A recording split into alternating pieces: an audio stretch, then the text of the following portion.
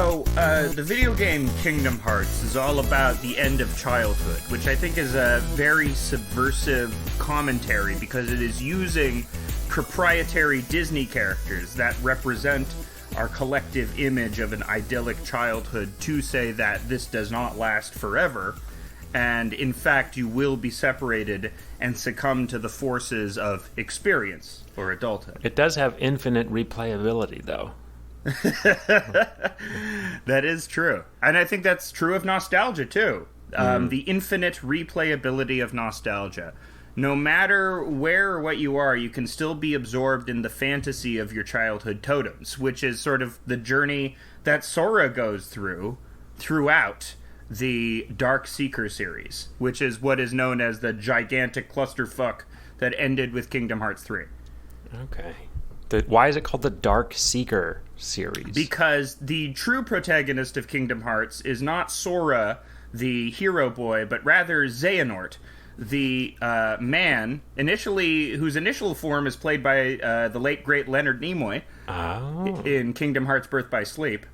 This man is the Seeker of Darkness because it allows him to get power. He is, the ultimate representation of adulthood and experience because he believes in manipulating the darkness in people's hearts, which is sort of like a lack of moral clarity or like the gray area of moral clarity. And I think what's argued with Kingdom Hearts and a lot of like dumb sunshine Disney protagonists is that your dumbness sort of affords you a moral clarity that a person that has more experience, your innocence affords you a better moral clarity. Donald Duck, because he is a cartoon character, because he is childlike, has a greater grasp of right and wrong than, say, Xehanort, the old Leonard Nimoy adult.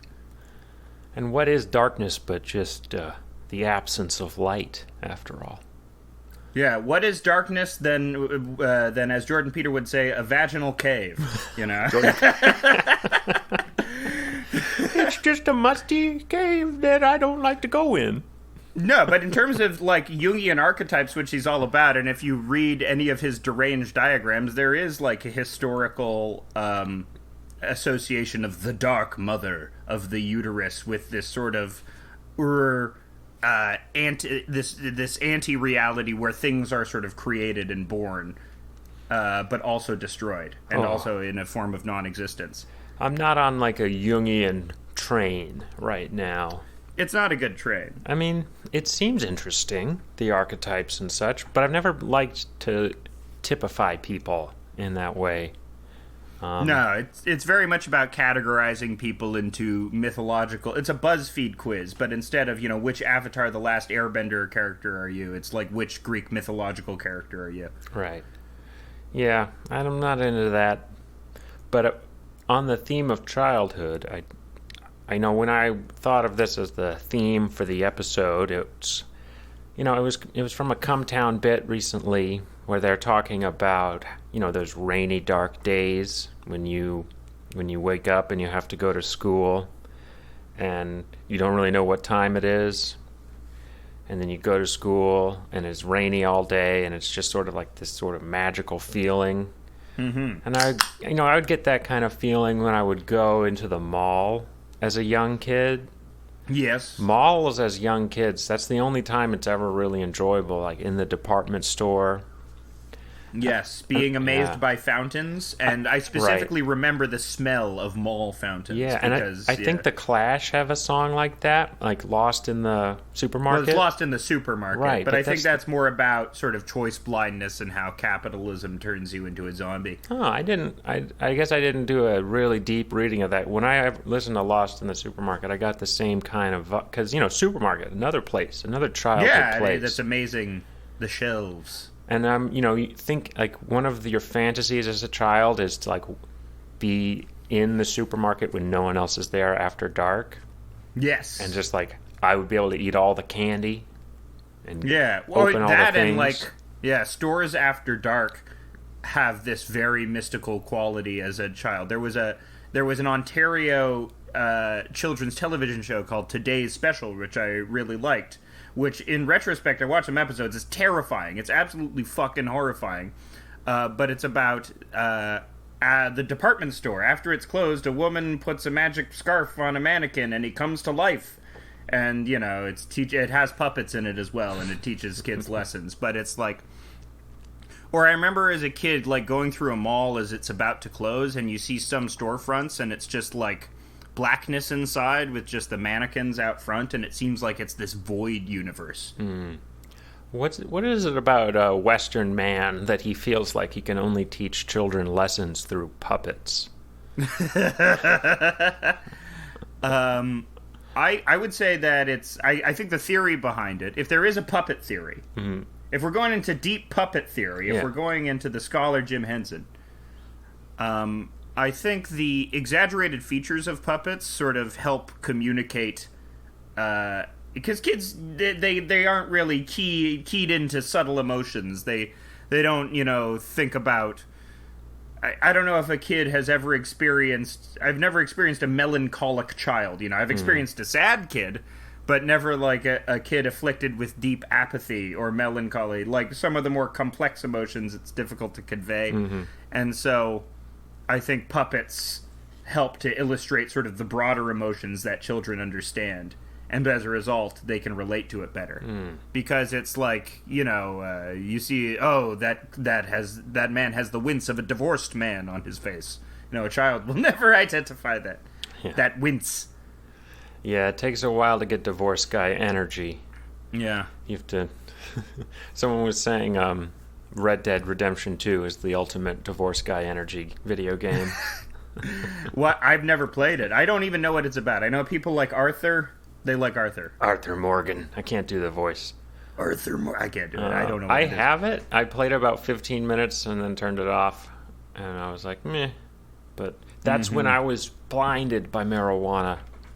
And now that the thing about weed is that I can't play video games or read books on weed. So when I quit weed, which last time I had any weed was July 21st. Congratulations. Yeah, you know, whatever. I'm still smoking. I mean, it seems like it just dulls my brain too much, and I can't do things like read or play video games. And now, you know, I can play video games and read again, and that's kind of cool for me. And dreams. That's what I miss. Although I have fucked up dreams on weed anyway. No, I don't. That's one of the main reasons I smoke was to remove the dreams, because through dreams. By smoking weed, it provided as a mental shield from all invasive astral projections from people trying to attack my powerful brain. The last dream I had, someone forced me to shoot a rabbit with a BB gun and then made me pull all the BBs out of the rabbit, which was still alive. That was the last dream I had. Oh, nice. I guess, do you love rabbits? I don't love rabbits. I think... I don't know. It was kind of... I don't...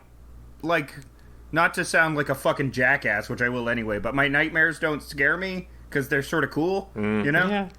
It's rare to get sometimes I would get really scary ones every so often, but most of the nightmares are just like, oh no, the plane is crashing and I'm in the cockpit seat and I'm watching it crash, and it's not like, I'm not like shivering when I wake up from that because it's not a really scary experience, but I did have some dreams that were very scary, and so yes, when I was a kid, you know, to tie it back to childhood, that's when the good nightmares were. That's when the real fucking waking up and pissing myself nightmares were. I don't think I pissed myself. It's got to be a chemical thing too, because we have a mutual friend, a listener of the pod, you'll know who you are, who has very intense nightmares and reactions to horror movies and stuff like that. And it's got to be like a brain chemistry thing, like a stronger release of cortisol for information, or maybe influenced by some experience in their life that I'm not aware of. But I always found that fascinating because I didn't have that reaction to stuff except for when I was a kid. Well, for all the good science has done us, they certainly don't know what dreams are all about. Like, come on, science.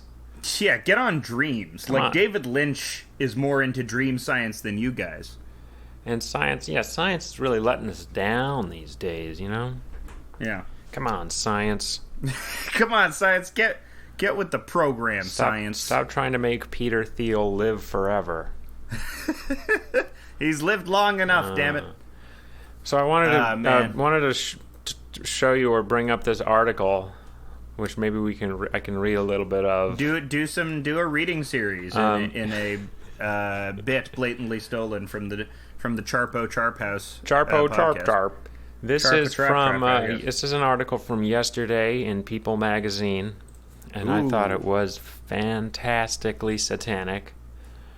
And What are they saying in People? The name of the article is "Identical Twin Sisters Who Married Identical Twin Brothers Both Announced Their Pregnancies." What is the body of the article? The Salyers are seeing double. Identical twins Brittany and Brianna Salyers, who married identical twins Josh and Jeremy Salyers, announced Friday. Wait, they have the same last... Oh, no, because they married in Yeah, they Right, married. They okay. both changed their name. I just pictured they're from like a small town where there's like 3 surnames or something like that, so they're like first cousins as well. So they announced Friday that they are both expecting. The couples, who first made headlines when appearing on TLC's Our Twinsane Wedding, shared the news in a Baywatch-themed Instagram post.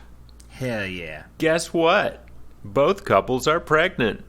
Pregnant emoji, pregnant emoji. They wrote alongside a photo showing Josh and Jeremy dressed up as lifeguards, while Brittany and Brianna showed off their baby bumps in one-piece bathing suits that read Baby Watch.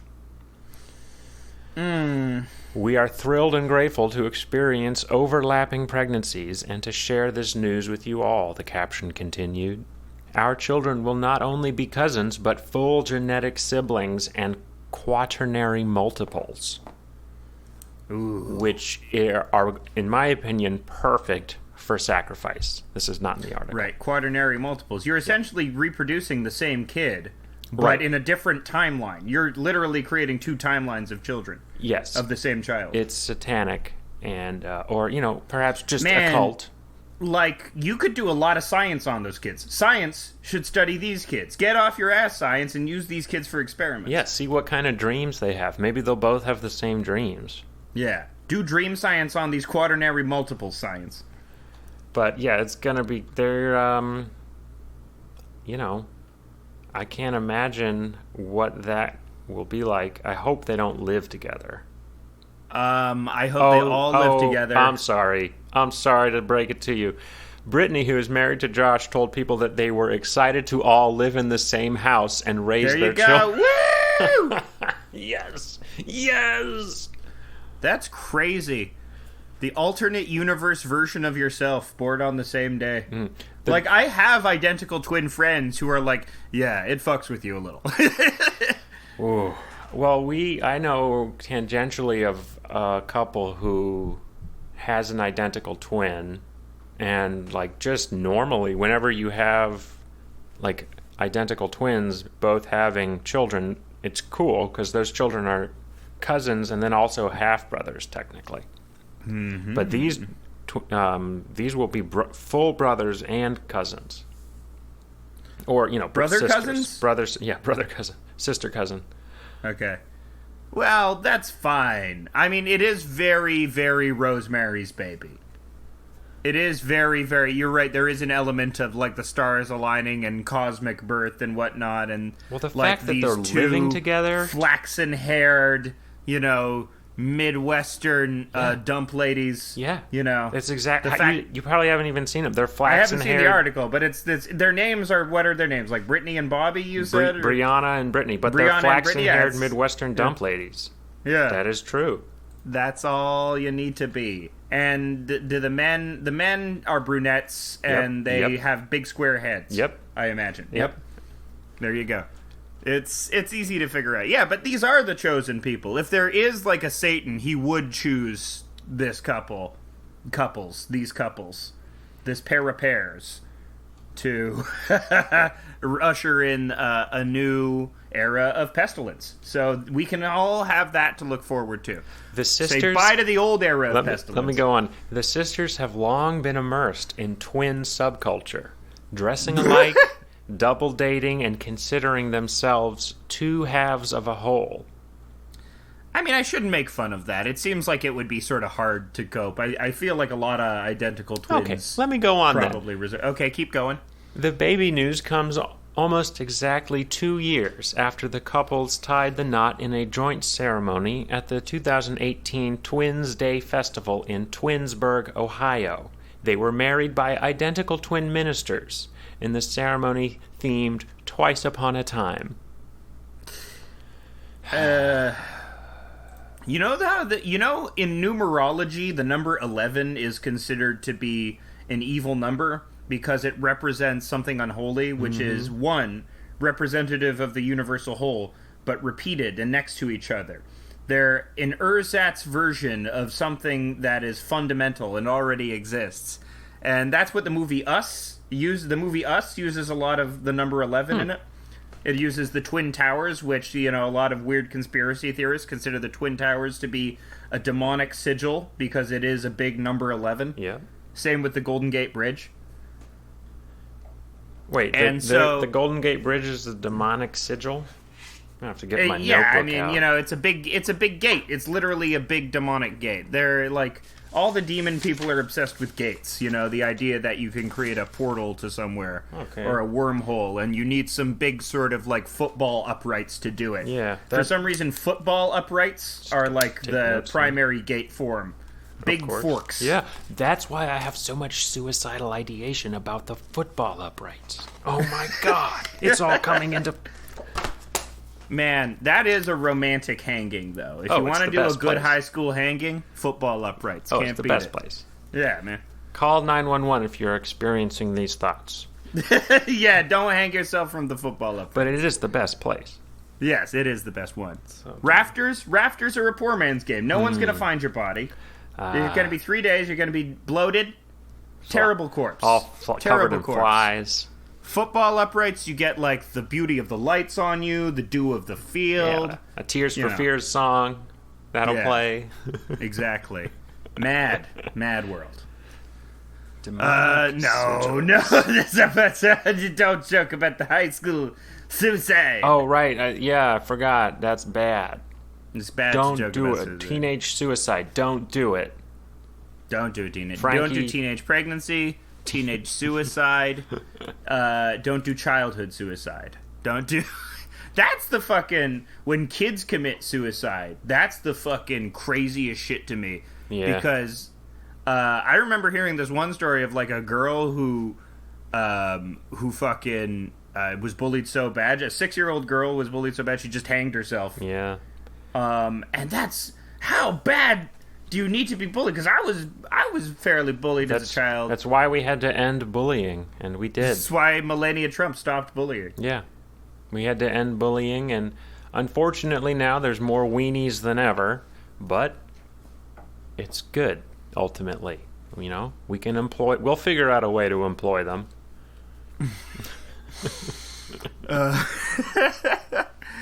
Man, how are we going to employ the weenies? We have shunted the natural selection of the weenies. We have artificially selected for weenies. That's why Hamilton is popular. Right.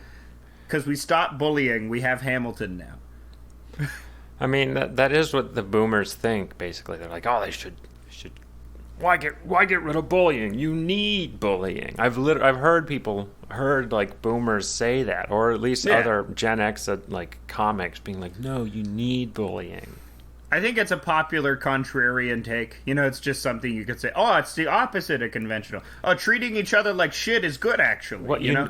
There's a way of framing it without saying you need to mistreat people. What we need is resiliency. There are other ways of having. I don't have much resiliency, but it's not because I wasn't bullied. That doesn't. I don't think. No, I don't have it either. It's because I have severe emotional problems and emotional regulation issues. It's because I get very angry if the smallest thing inconveniences me. Yeah, I feel like, there's some days I feel like just inanimate objects are working against me. Yes. I've posited this theory specifically about public transportation. I call it transit solipsism. The idea that public transit was designed specifically to inconvenience you. you and only you. Specifically, they took stats about you and your habits and about when and where you are likely to go places and went back in time to when they created the Toronto subway system and streetcar system and said, we're going to fuck this guy over in particular. That's how I feel. Even though it's like a 5-minute delay makes me feel this way. Because I'm selfish and petty.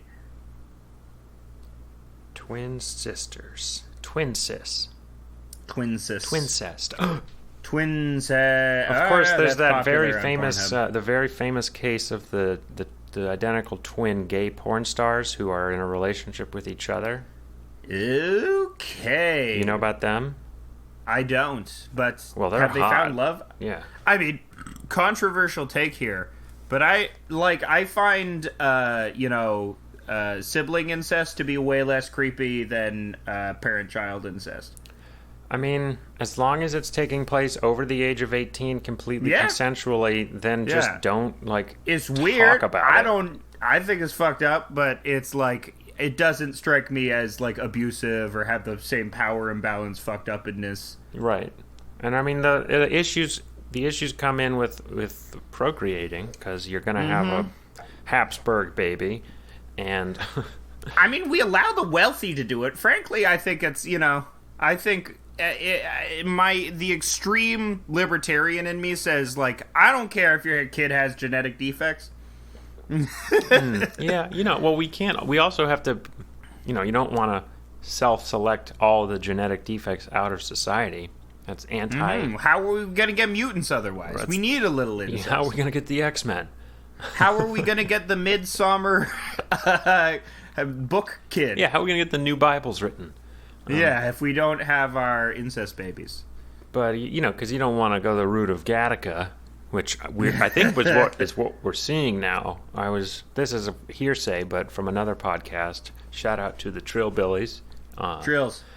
They're very good. I would say they're number one left people. They're great. Out of the whole leftist podcast dome, yes, they're probably the best. That's my favorite podcast. I don't pay for Chapo, but I do pay for Trillbillies.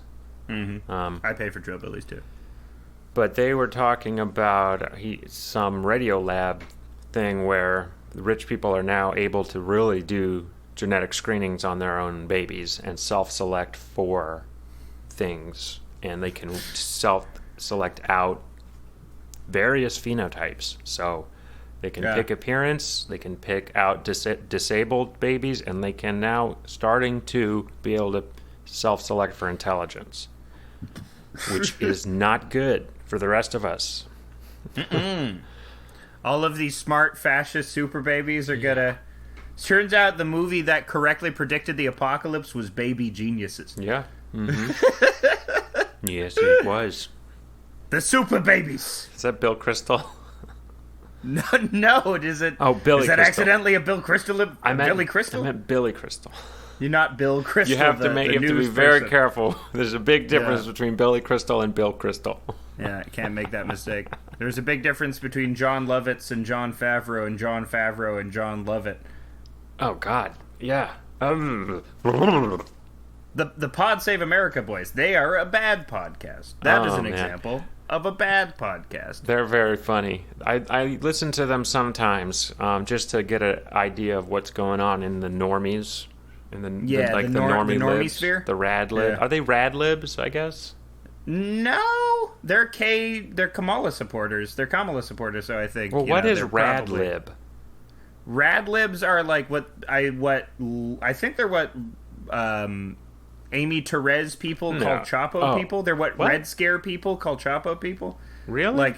Because they think that like other dirtbag left people who aren't as class reductionist are just liberals that sort of have a sheen of radicalism to them.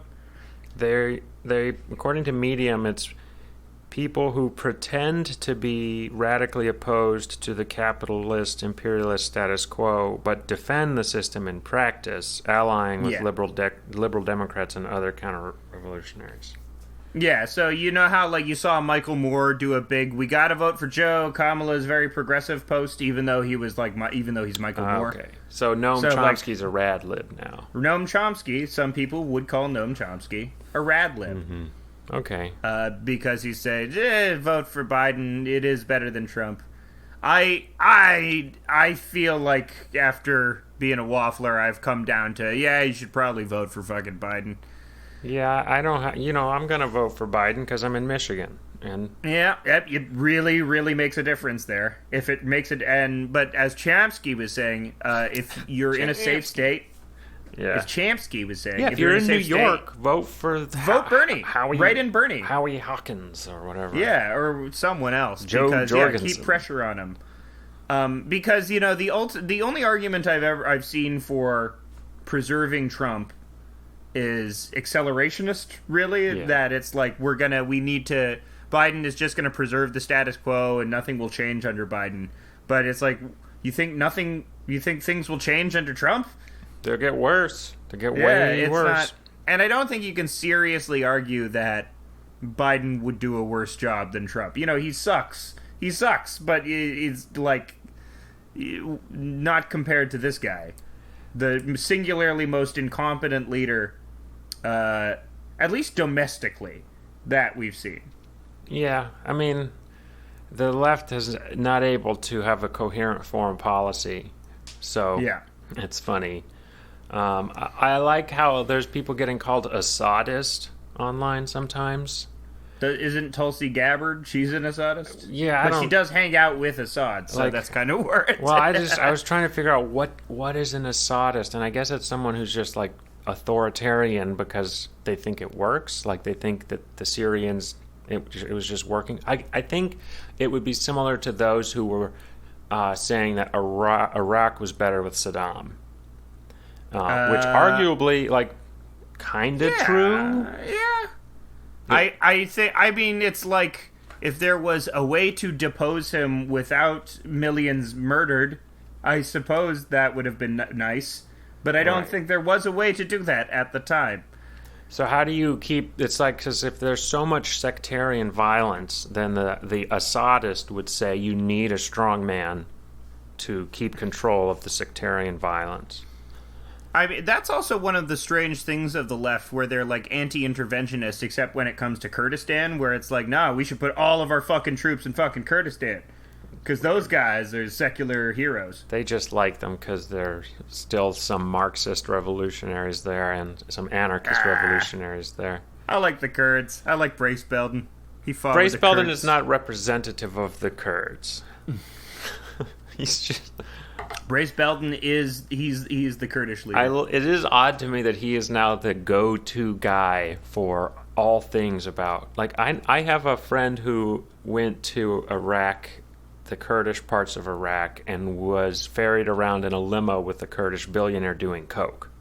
Hell yeah! That sounds dope. And it's very much the opposite of what Brace Belden experienced. Like, there are Kurdish billionaires who go around in limos doing coke, being racist.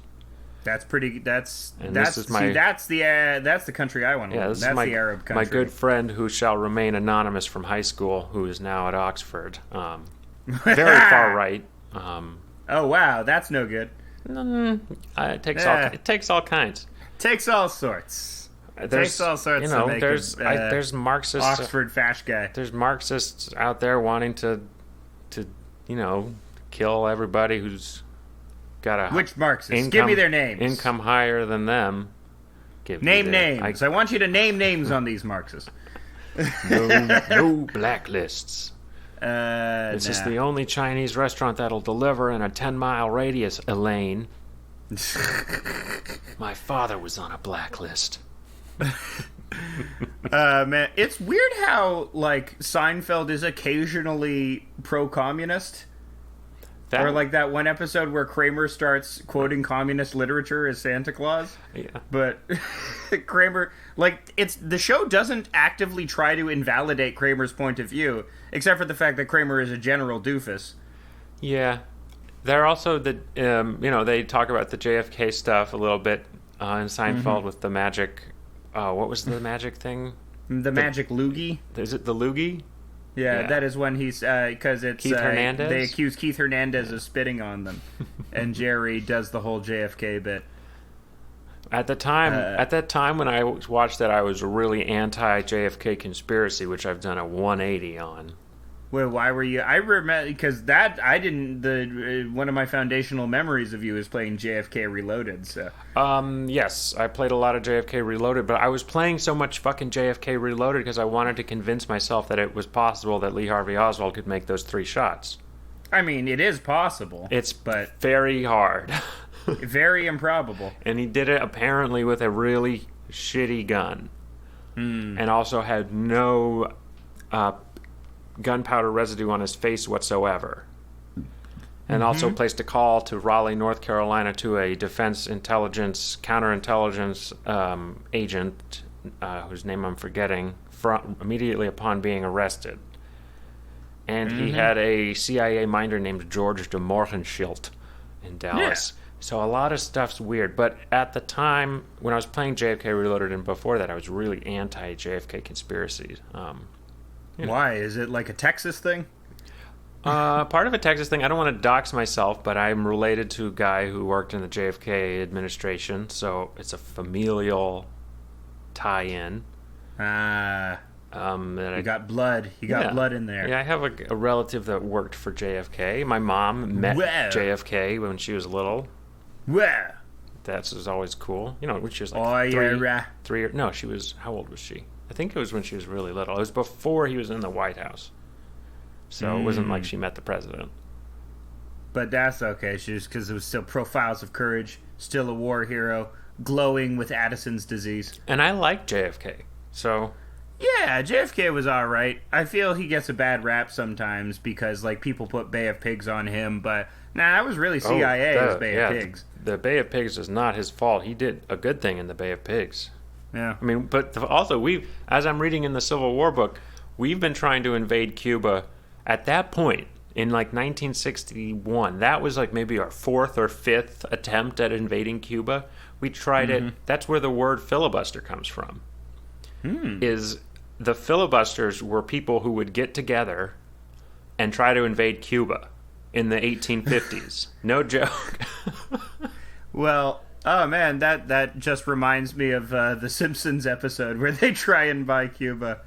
Yeah, we tried. We offered Spain $100 million in 1850, and then a couple of years later, we offered Spain $130 million, and Spain was like, nope. And then every time we would send like the New Orleans dock people would like collude with various filibuster people and they would let them ship out to Cuba, and at various times the Spanish would just capture Americans and then execute them, and then the remaining people would come back to New Orleans, and then there'd be a huge riot, and the entire Spanish quarter of New Orleans would be destroyed. Americans are so stupid, and they have been for hundreds of years. This is mine. I want it. The idea, like this, like Jefferson Davis had this idea that the South would mean like the entire southern hemisphere on our side, and we would conquer all of South America and turn it into one giant slave. Hell yeah, one continent. Giant Texas and one big Georgia. And then they were like, and then next after that will be the world. So they were bent on world domination. And they were like, we're going to spread slavery everywhere. There won't be a single place that won't want our cotton. Cotton will be the only thing. They really thought cotton was like going to be everywhere all the time. Yeah. It cannot be overstated how villainous many of the leadership of the Confederacy were. How comically villainous, I could say. Like how just overstated fucking cartoon villain shit these guys were into, like mustache twirling evil, like evil for the sake of evil shit. I mean, I don't want to talk too much about the Civil War because I can probably avoid getting canceled. Too many spicy takes. I mean, too many spicy takes. Well, I don't know. The thing that I'm realizing is how crazy brainwashing is. And about how, everyday non-slave owning people in the South got caught up in a war for their just for myself, because I'm pretty sure I was brainwashed about it. brainwashed about the Civil War. Yeah. How so?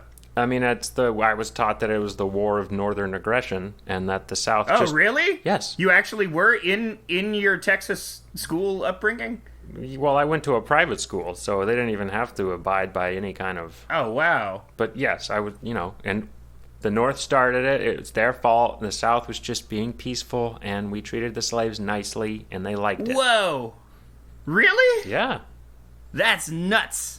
So I've, my entire life been like trying to figure out what really happened. So now I'm reading this book, Battle Cry of Freedom, so I can figure out what happened more for myself without try to get rid of some of the brainwashing. But yes, I was taught that Robert E. Lee was a great man. And there's a lot a lot of people are taught that. I think we were having a discussion. Yeah. I was taught that, Robert E. Lee, despite being the leader of the Confederate Army, he graduated first in his class at West Point, whereas Ulysses S. Grant, graduated near the bottom. Grant being an inveterate drunk and a buffoonish charlatan, while Robert E. Lee was a true soldier. Which was his downfall, though. That was Robert E. Lee's downfall, because he couldn't conceive of unconventional warfare. Or guerrilla tactics? Well, he didn't do guerrilla tactics. The guerrilla tactics were done in the South by, the swamp people to good effect. But Robert E. Lee couldn't conceive of unconventional warfare, and that was in several battles, I think, part of his downfall. They wouldn't all just wake up at 3 a.m. and move. The battle has been set, and then he would marched out to battle, and no one was there, and then got flanked and ambushed, and it was not always. We agreed in this fight that we would not kick each other in the balls. Right. Oh no! How could you? Oh, and then he'd be and this this proves once again how unhonorable the North has been. Yeah. And I have won the moral victory.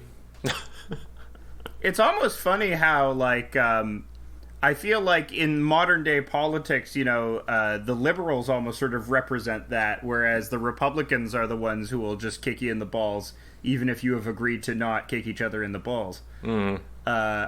Sort of that adherence to structure cripples you when you're actually trying to create any sort of change. Right.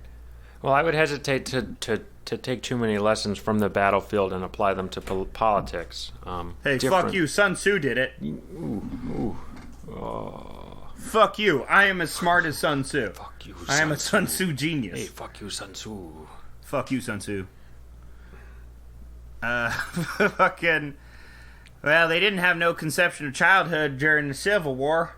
What with all the 13-year-olds? So I would have loved to have been a drummer. I would have been the flute kid. In the Civil you would War. have been shot up a bunch. Oh yeah, absolutely. Because they targeted the flute kids. Oh yeah, man. I'm going to raise the spirits of the troops with my beautiful melodies.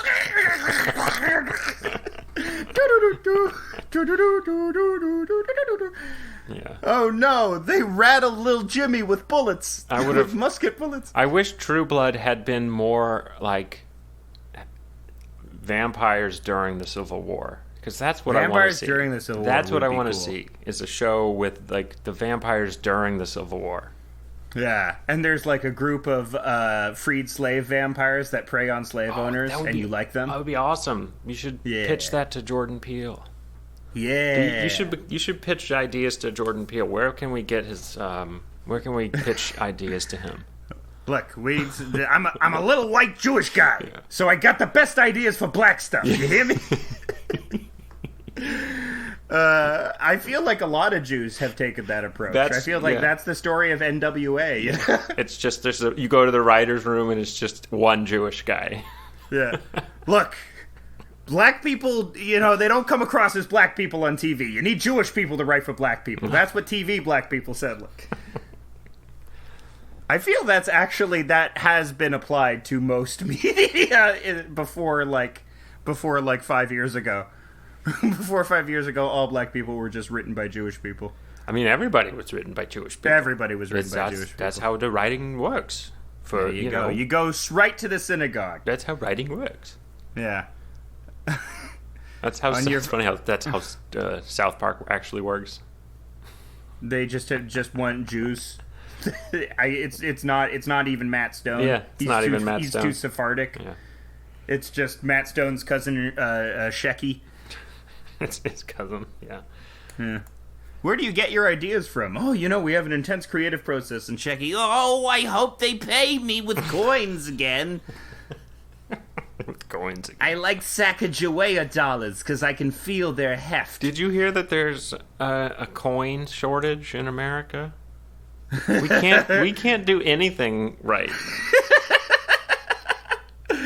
It's a failed state. You can't even you can't even make currency. That's a failed state. Losing the legitimate monopoly of force, not printing currency. Mm-hmm. It's Somalia. In fact, Somalia is better because at least they have cool pirates. Yeah, there hasn't been any big pirate stuff from Somalia in recent days. Yeah, that was a real obsession of the mid-2000s, is Somalian pirates. Yeah. It sort of fizzled out of the cultural consciousness in the West. Well, at least in my own mind. When the society collapses, pirates will come back as we go more Wild West. I mean, it's not going to collapse. It's just going to become more and more Wild West, The image of pirates in childhood, mm-hmm. To tie it back to the theme of the episode, why do you think... Because you think of, especially, I guess, tropes in childhood, too. Because you think of cops and robbers and, very cringily, cowboys and Indians. And all of these bloody, violent tropes get sort of boiled down to these very, puppet-like archetypes. These very exaggerated, easy emotional cue type archetypes. And I guess the one that's most flummoxing is the pirate one, because these are just, rapers and pillagers all across the way. But for some reason, they have become imbued in the childhood consciousness as symbols of freedom. I think that's, sort of generally what a pirate, usually when there's a pirate in media, that's sort of his metaphorical image. Like, even in the famous Lazy Town song, "You Are a Pirate," a pirate is free, you are a pirate. Yeah, their association with sort of freedom is what becomes attractive about them. Well, I think a lot of it comes from Treasure Island. Yeah. Have you read that? You're right. Yeah, it's a classic book. Yeah, I read it so long ago for school, and since it was for school, it was less if I read something out of desire to read it, I would retain it more, but this was forced upon me, so it was harder for me to enjoy. I do remember the black spot being terrifying, that whole thing. Absolutely. But it's... Yeah, I think it's...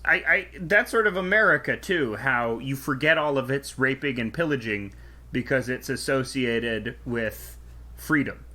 Or because, the raping and pillaging is actually part and parcel of its freedom. Right. Diego had a bark for freedom right there. Yeah, we're barking out for freedom. Dog freedom right here. Oh, so we should cover my adventure with the lost and found dog. That was... Yeah, lost and... He had a very wholesome adventure. Yeah, recently. It was great. We found a dog. It was a little Chihuahua mix. I quickly named it Patty 2. Only had it for about 4 hours. It escaped during a thunderstorm and made its way just 300 feet to our house. And, we took care of it, and we had a leash and a collar, and we fed it some dog food, and I took it on a walk, and it peed and pooped, and I picked up the poop. Hell yeah, turd handler. Yeah, and, it just kept it company until the owner eventually found one of the flyers we put up, and... It did have the result of me joining Nextdoor, so now I'm on Nextdoor. Uh-oh. Which should be fun. Wow. I can't wait to see what kind of crazy shit my neighbors are up to.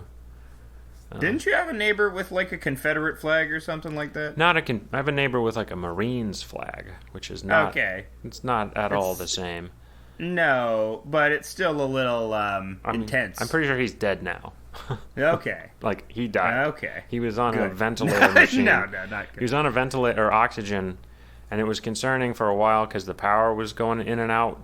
Like last year, before the tree company came and fixed all the trees, we would have a lot of power outages. and so that was concerning. But yeah, no, when he was going to the hospital, his sons came around, and one of the sons was wearing a Trump hat. No. So they were Well, they're Republicans, but Michigan what do is you want? Michigan is a very purple state. There, it's 50-50. Very much. Fucking look at Kalamazoo. Yeah. Oh yeah. Proud Boys versus. I'm not sure. I don't know if it's Antifa that. Nah, I think it was just general BLM protesters. I think it was counter protesters to the Proud Boys, which is great. I do.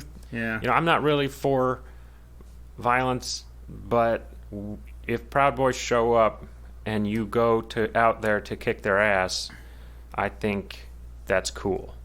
I mean, well, Proud Boys, it's like, if you read their first 10 rules, it's like, do violence. So, yeah, assuming the Proud Boys will be violent is not...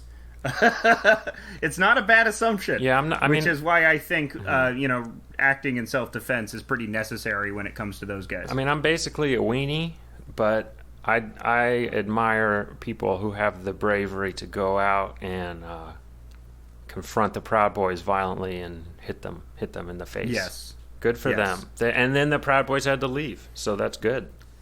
Oh, man. And then the police showed up.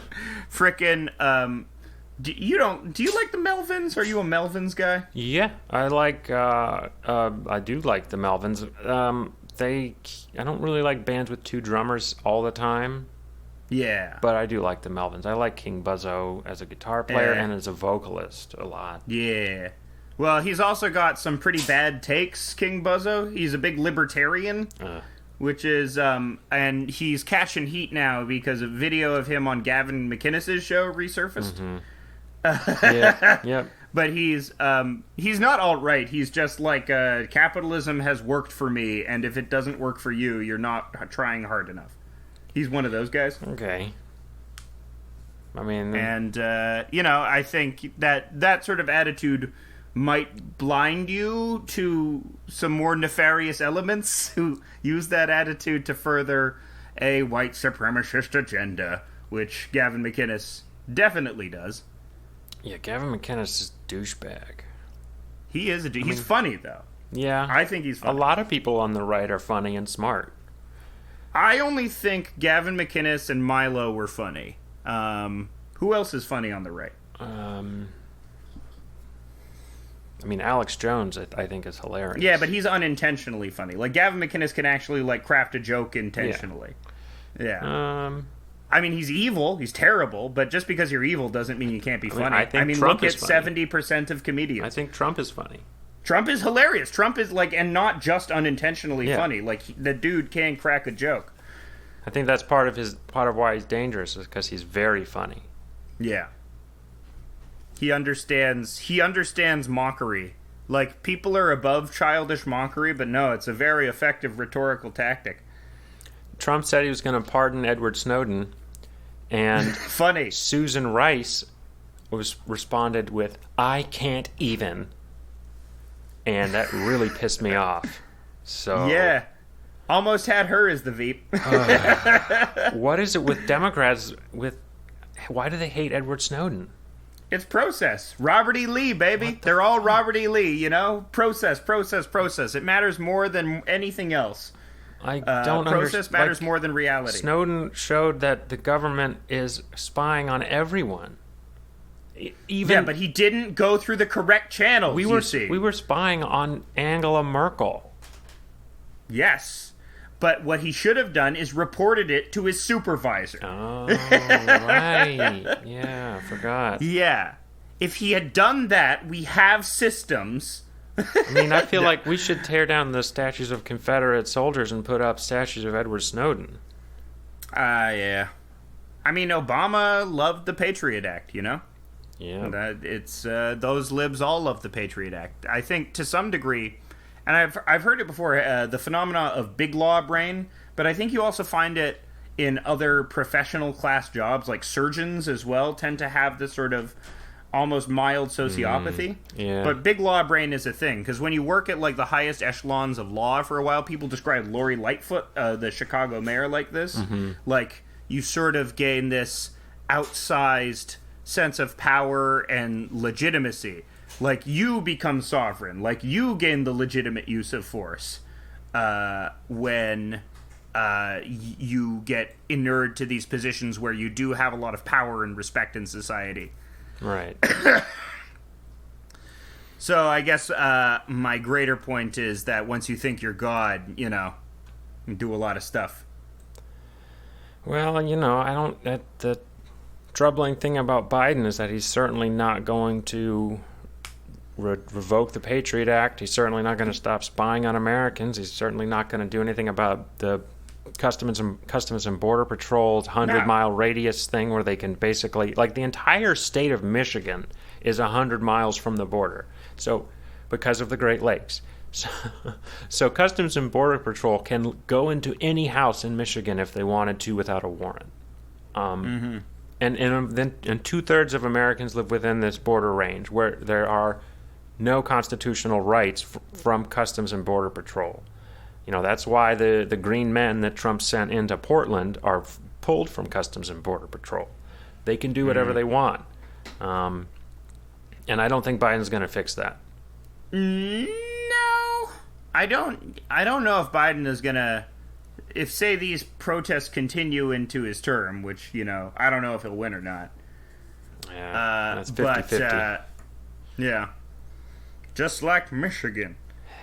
It'll all come down to Michigan. I mean, it might. I don't know. I think, it might come down to Florida. It's going to come down to who can rig the election. Yes. And this whole thing that Trump's rigging the election is, yeah, he is. And the Democrats also try to rig elections.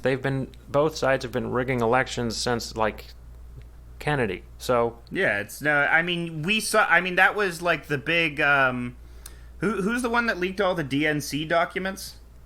Oh, who got in trouble for that?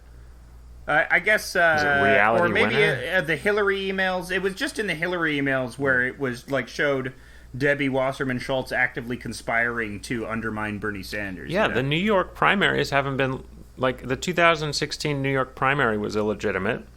The 2020 New York primary was almost... Presidential primary was canceled for a time and then reinstated by a court. And that... The New York Times kind of, like, had a tiny byline. Like, one day, like, oh, primary canceled. Primary reinstated by a judge. I think the center, the libs need their own Roger Stone, someone who's just not above dirty tricks if they want to win. We think we have that, but we don't have that. And I identify as centrist temporarily because you need to, if you participate in politics or have any meager faith that electoralism accomplishes anything, you sort of need to live in a super sanity where you are simultaneously able to accept the fact that the best you're going to do is like a right centrist imperialist, while also, simultaneously existing as, in your leftist brain mode as well.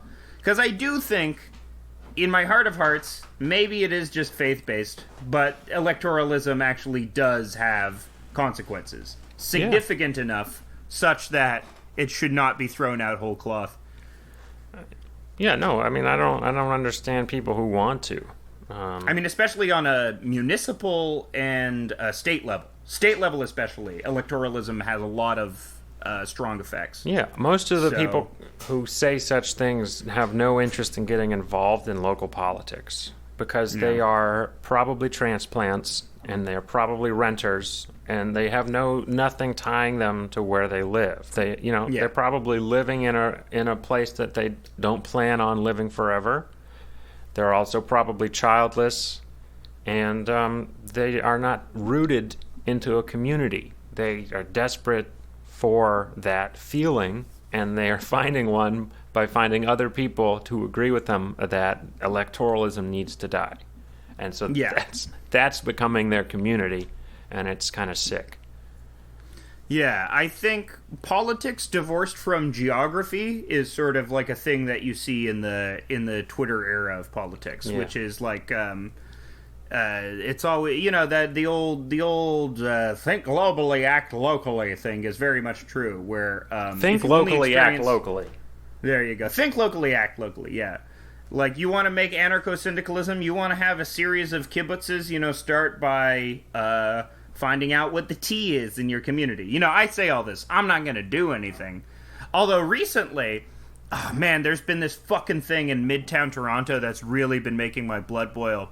So they recently put up a homeless shelter in a relatively swanky part of Toronto, and all of the fucking Midtown Karens, which is the only way to describe them, they are the Karen, the very beating heart of the Karen. Even though that meme has been exhausted and everyone is calling each other Karens, there is no other word for them than simply Karens. Are like, my daughter saw a homeless man the other day and she was traumatized. I don't like it. Crime has risen up in the area. All these fucking cunts.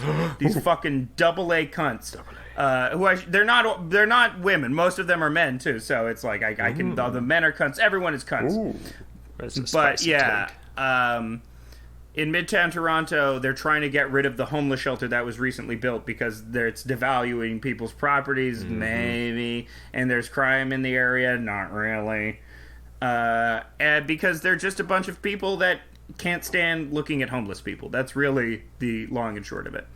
And so it has since escalated to include this guy called Giorgio Mammoliti, who is a disgraced former city councilor, who is known for being extremely corrupt when it comes to development, and just general all-around shyster, small business owner tyrant energy, Giorgio Mammoliti.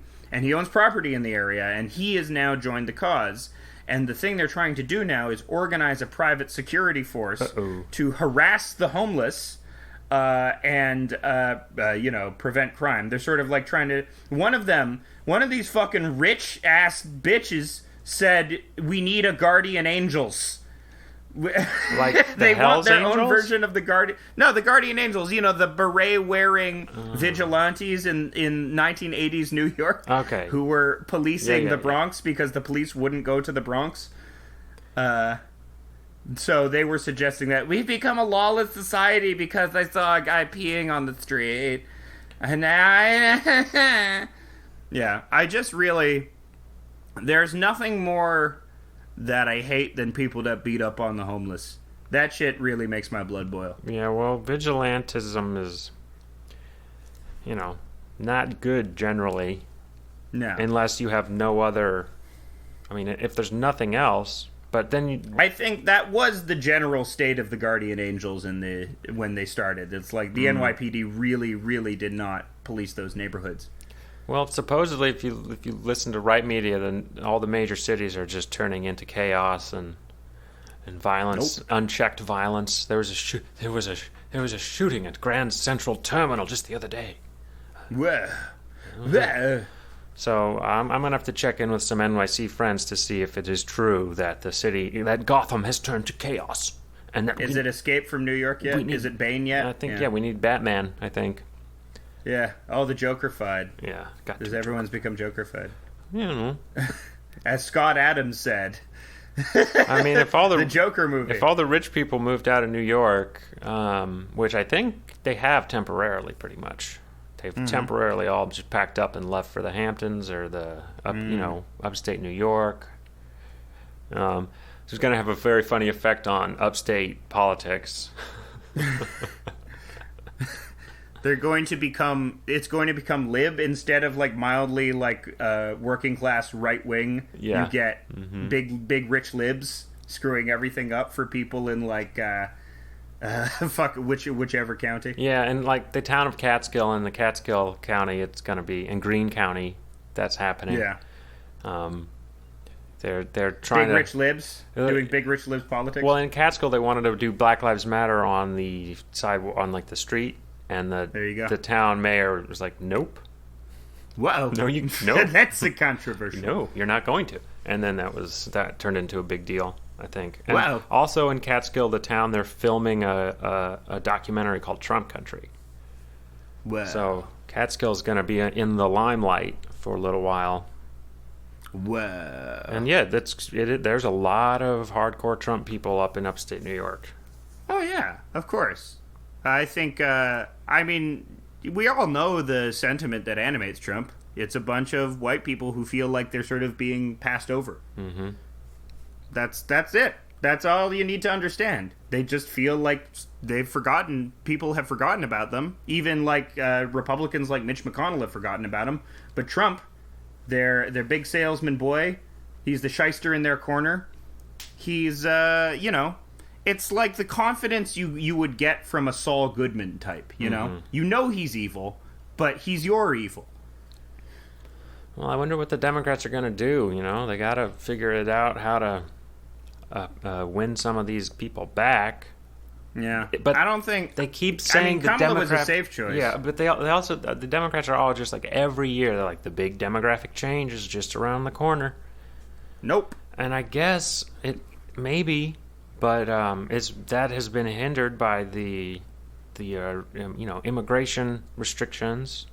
Yeah, which that's a good strategy. Get more immigrants who will vote for you. And we need immigrants, as is clear, because they bring all the awesome stuff. Like, if we didn't have immigrants, we would have no good food. And that's generally my argument to conservatives about immigrants. It's like, don't you like good food? Yeah, it's dumb, but that's the appeal. You have to go with them, because they don't understand why immigration is good beyond material things. Then I start seeing articles in Vice that it's cultural appropriation to take immigrants and their good food, and that we shouldn't do that. And I get very mad at that, because that's Vice. That's the audience they play to of rich people that want to feel like they're doing a service to culture by only eating hamburgers or whatever. I mean, the only reason I'm pro-Palestine is because I grew up eating Palestinian food, and hell yeah, by eating Palestinian food, I talked to Palestinians who had fled in 1948 or 58.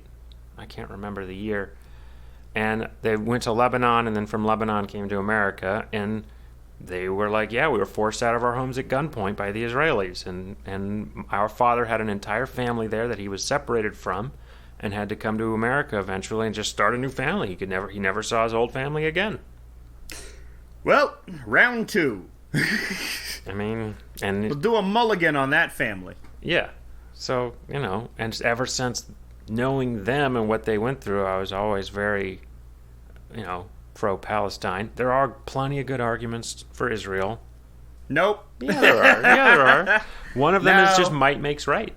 That's an argument. It's true. I'm not saying we are the strong Jews. Yeah, I'm not saying the arguments are correct. We are strong. No one can tell us we're wrong, because the West Bank's a battlefield. Yeah. If they're strong enough to go take, and have the allied with America, and we can do what we want because we're the strongest. Yeah.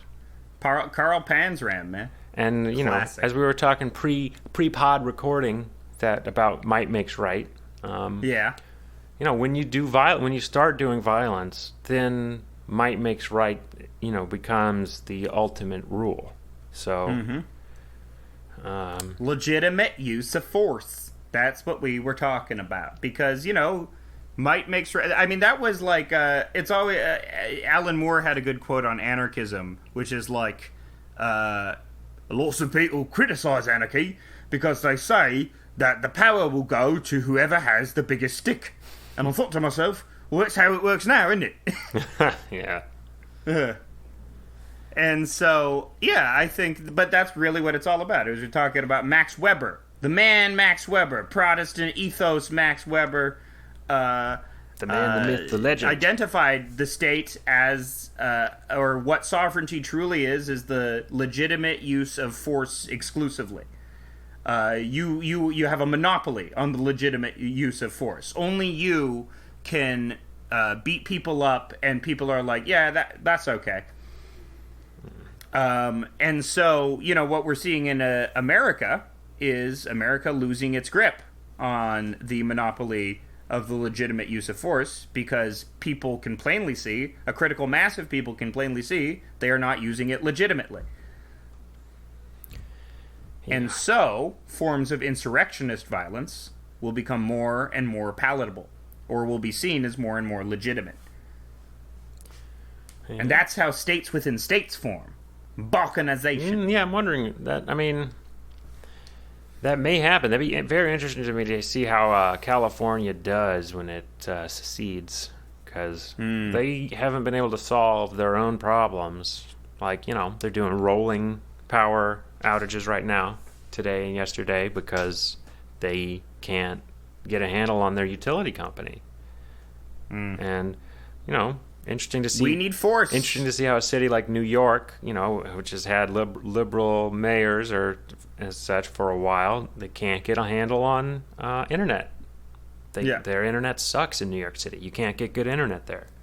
And the rest of New York State can't get good internet. I mean, it's they're going to have to come to grips with like the utilities and how utilities can't really be privately run.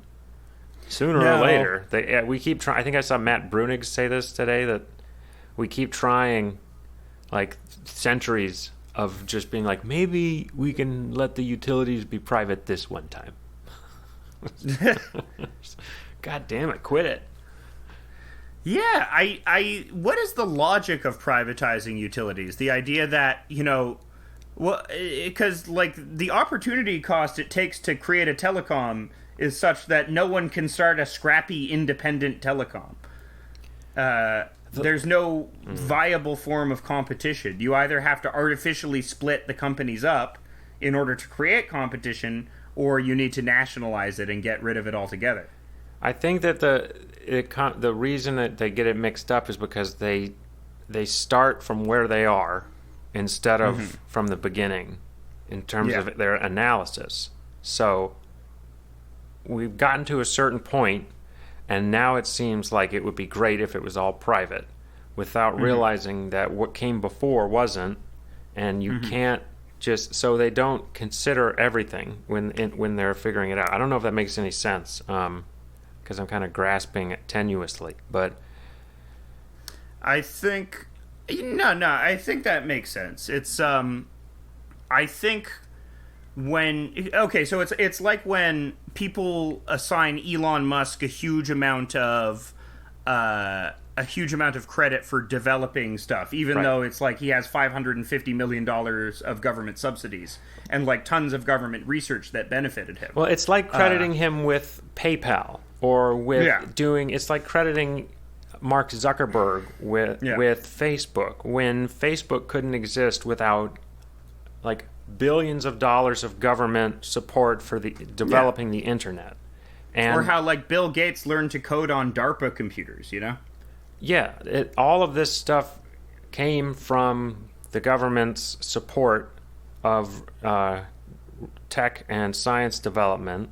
And now Elon Musk can come around with rocket technology that he has really, like, he's like an amateur rocket guy, basically, who thinks he's got the chops to take us to Mars. Yeah. And it's just the worst idea, because when sometimes private companies are good for innovation, but only when they are subsidized by the government, and there's many of them, and there's like a quality filter, which is I also think the government's, and its electoralism becomes the filter, because the populace can decide who the government funds based on how it's going. I just want Star Trek world. Yeah, we all want Star Trek world. I mean, I feel like the capitalist orthodoxy that market competition inevitably produces the best product, is most applicable to microcosmic worlds of local economies. And media. And media. Industries with very low opportunity costs to create stuff. I think that's where capitalism is most applicable. Yeah, capitalism is great for movies. Entertainment. I think capitalism is number one. Yeah. Communist entertainment is okay. We have computer. It is robot. It is animated. It's Worker and Parasite. We're just gonna get but I love Worker and Parasite cartoons. So I actually do like a lot of Soviet animation. I think it's cool. But I think in terms of delivering what people want, which is sort of an important part of living in a society, or giving people sort of temporary pleasure. I think pleasure industries are sort of where capitalism really shines. in terms of delivering need, if we are to quantify human need, then it's very bad at doing that. Yeah. But, some people are like, no, you don't need a telecom. You don't need food provisions. You don't need housing. You don't need any of that stuff. You want that stuff, which is why capitalism should provide for that. And, that's sort of the main axiomatic division between right-wing and left-wing people, which is like what you would describe as a want versus a need. Yeah, and I guess, we don't need... I guess that it hasn't become clear enough yet that we need internet access as a utility. But I think we'd. I'll argue that of course we do. It should be obvious now, post-pandemic. I think not that but once we're post-pandemic, it should become extremely obvious that everyone. Because now, if we're trying to do, we're gonna see in America this coming fall, all the schools are gonna have to go online, and kids will go home and won't have good internet access. Yeah, they'll have to go to the library or some shit. The libraries are closed. So we're gonna have a generation of kids who are gonna miss out on a year of school. So that's going to suck here. Because we already don't have well enough educated populace, which you need for just sustain. It's a sustainability question. What's going to sustain our growth is a well-educated populace that can be innovative technologically. That's what sustained America, and arguably why the North was able to vanquish the South was better education and a more inventive populace was able to solve problems better. I mean, we also had, in the North, a lot more resources in terms of capital, like available capital, because the South was tied up. It's not that the North was much richer than the South. They were kind of equally rich, but they had more liquid capital. The North had liquid capital, and the South had capital tied up in land and slaves. Yeah. So you can't turn that into money very easily. Yeah. Hey, you know what's great about liquid capital? It doesn't try and escape every 3 months. Yeah. The fascinating thing to me about the North and the South is that the argument from the South was that the North were just dirty capitalists who wanted to turn everyone into wage slaves that would work in factories and that they would abuse us and there'd be no worker protections. And then that's what happened. So they had a point, but they did not have any moral standing, because while they were speaking out of one side of their mouth, the other side of their mouth was like, and then we're going to take over the world and make them all slaves. So it's a very interesting, and it also ties into how the Republican Party has transformed since then, when it was created, to be it was one of the greatest parties of all time at the it was the ultimate, we like the federal government party, right? And which is that's not what they're about today. Their motto was like free speech, free soil, and free labor. Yeah, and the labor part is concerning. Yes. And they had a point, the South, but the South also wanted like a sort of an agrarian artisan type thing, because like everyone was freed up to do any hard labor because the slaves were all doing it, and so everyone who was considered a member of society was like an artisanal shoemaker or artisanal craft beer maker. But it's like in Japan, when like the empire became so obsessed with art that it allowed the shogun to take over in terms of real political power. Because while they were focused on creating beautiful artworks, the shogun was shoring up samurais. I gotta watch Kagemusha. There you go. I love the Blue Flame. I love that. I love all the in color Kurosawa movies. Yeah, Ran. Ron. I don't know how you say it. Yeah. That's so good. Ran Perlman. Ran Swanson. Ron Paul. Yeah, Ron Paul. That is actually one of my favorite Simpsons jokes of all time is, you like Japanese movies, Homer? You like Rashomon? That's not how I remember it. It's just a totally brilliant joke. Amazing joke. Did you see Marge coming out to talk about how she sounds like Kamala? Yeah, that was weird. Mm-hmm. That feels very... I don't like when the Simpsons are very lib now. Very status quo now. Because they used to be pretty subversive. Yeah. I was thinking about the joke where it's Rainier Wolfcastle hosting a late night show, and he says, "Hello, Scully, your shirt makes you look like a homosexual." And then the audience boos, and they said, "Maybe you are all homosexuals." But I think that's for like 1993 or 1994, whenever that was released. I think it's pretty weirdly progressive, where like most shows, like Friends was even like getting laughs off of easy gay jokes, but this was a joke which not only condemns homophobes, it's a joke that condemns late night hosts' lazy reliance on homophobic jokes. Ahead of its time. Which is, I think, for its time, is a pretty actually subversive joke. I like that a lot, The Simpsons. Good job on being ahead of the time, at least when you were good. Yeah, they were the best thing going for 9-10 years. And they had good politics in The Simpsons, too. I'm absolutely convinced that even like with like very right-wing guys with John Schwartzwelder, they always had these really thoughtful political conclusions at the end of episodes. Like the Marge Simpson Country Club episode is very much... It's even in the title of the episode. It's about scenes from the class struggle in Springfield. That episode is all about class warfare and class reductionism. And, you know, how people, once they attain a certain class, even Mr. Burns, he pickled the figs himself for Homer once Homer met the hallmarks of his class interests. He pickled the figs? You know, when Homer, they joined the country club, it's like, where's Homer? I baked him this cake myself. And it's a horrible-looking cake. Don't remember. And Smithers tries some of it, and he goes, "Oh." And Mr. Burns says, "I pickled the figs myself," which is just a beautiful statement. Another great Simpsons thing.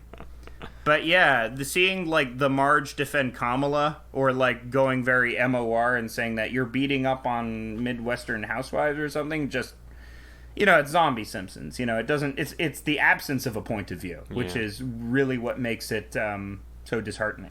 It's such a zombie show. Yeah. Definitely a zombie show. Yeah. That is the preferred term for it now, is zombie Simpsons. Whatever it is. I mean, coming back to Kingdom Hearts, going full circle. Full circle. If they are to release a new Kingdom Hearts, Ooh, I hope so. Which they will, even though this new series is done with. But the concept of taking Disney and now Fox properties, which includes the MCU and The Simpsons, all in the same universe, will happen. Oh, yeah. It is only a matter of time. Oh, yes. So we're going to get a new Kingdom Hearts with all the Super Disney properties in it, and which means The Simpsons will eventually be in Kingdom Hearts. We will live to see if Harry Shearer doesn't die in 5 years, we will live to see The Simpsons in Kingdom Hearts. The new Kingdom Hearts series, whatever that is. You think they're going to start a whole new series or do like Kingdom Hearts 4? No, they'll do like Kingdom Hearts, the start of a new trilogy. It's the Blast Radius trilogy, and you know, it's going to be all about their new character named Blasto. And he's an anime boy who's got a chip on his shoulder and something to prove, and he's gonna get assistance from his pal Homer Simpson to defeat another spiky-haired anime boy who has turned towards the darkness. Yeah. You know, and that's what I hope for. That's what I truly hope for in society. One day we shall all return to childhood, when the Simpsons were good, when our Disney characters led us in easy displays of emotional fervor, where you could relate to a big-eyed cartoon duck. We will all return. When you still like Star Wars.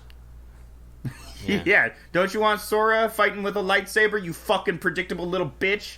You fucking nostalgia-ass bitch. You should get a computer so you can get Jedi Fallen Order. Or a PS5 or a PS4 or something. Instead of your lame little Switch. Fuck now, my little gay-ass Switch, my little toaster oven is beautiful. Don't make fun of her. Get a computer. Get a man system. Yeah. What do you think? You're going to get a PS5? You're going to wait for the probably. PS6? It looks horrible. I love it. It looks very fun. It doesn't look as bad as the Xbox, in my opinion. I mean, it kind of looks... The Xbox 5 is... Or what are they on? Xbox... I don't know. What do they call it? It's the Xbox X1S or something like that. It's like a weird some brutalist title. box. Yeah. It's like It's like an office building with no windows, and then it's like the box from Silicon Valley. The PS5 is just this like weird architectural monstrosity with curving edges. The PS5 looks like Homer's car from The Simpsons. You can't. The car that Homer designed. It won't lay flat, and it rocks back and forth if you try to lay it down flat. It's got bubble domes and like a big anime collar, and it's great. I love it. I mean, I just like it because we haven't seen such a weird console design since like the 90s. Yeah. So I think I'm excited for the risk-taking aspect of it alone. I think it might be the last generation of PS for a little while. I think they're gonna, because if Google and Amazon really make it happen with the streaming games, which Stadia, you're saying? Yeah, the streaming games where you just like can have any old computer, and instead of all the computing power is off-site, and you're just and you pay like a rental fee. You pay a fee, and then you have to have a good internet connection, and then you stream the game.